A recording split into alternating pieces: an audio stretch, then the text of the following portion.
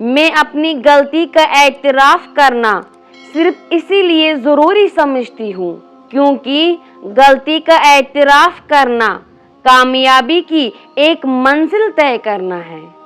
اعتراف کرنے والا اس بات کا ثبوت دیتا ہے کہ اس نے حقائق کو تسلیم کر لیا ہے اور آئندہ اس غلطی کو نہیں دہرائے گا، اور اس سے بھی زیادہ اپنی غلطی کا اعتراف کرنا ایک بہترین خصوصیت ہے کیونکہ اس سے نفس میں عاجزی پیدا ہوتی ہے اور تکبر کمزور ہوتا ہے۔ رب کریم کا اس انسان پر یہ بہت بڑا انعام و رحمت ہے جس کے اندر یہ صفت پیدا ہو جائے۔ بعض لوگوں کا یہ گمان ہے کہ جھک جانا آدمی کی عزت کو پامال کر دیتا ہے، لیکن اصل میں ایسا کچھ بھی نہیں ہوتا ہے کیونکہ غلطی کا اعتراف بڑے بڑے اختلافات اور جھگڑوں کو آگے بڑھنے سے فوراً روک دیتا ہے، لیکن بدقسمتی یہ ہے کہ اس ذرا سی بات کے لیے کوئی بھی تیار نہیں ہوتا ہے۔ غلطی کرنا غلطی نہیں ہوتی، لیکن اس غلطی کو نہ سدھارنا اور نہ اعتراف کرنا بہرحال ایک بہت بڑی غلطی ہے۔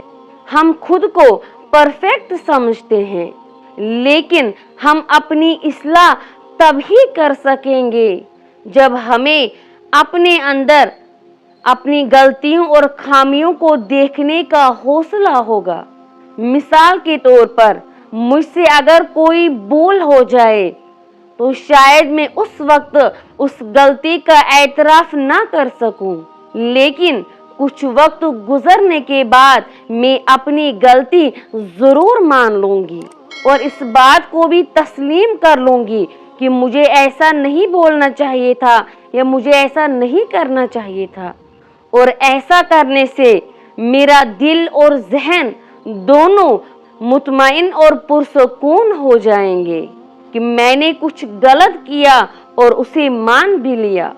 اس طرح سے مجھے اپنی اصلاح کرنے کا بھی موقع مل جائے گا۔ جب تک ہم میں اپنی غلطیوں کو تسلیم کرنے کی عادت نہیں ہوگی تو اس کے غلط اثرات صرف ہم پر ہی نہیں بلکہ ہماری آنے والی نئی جنریشن پر بھی پڑیں گی۔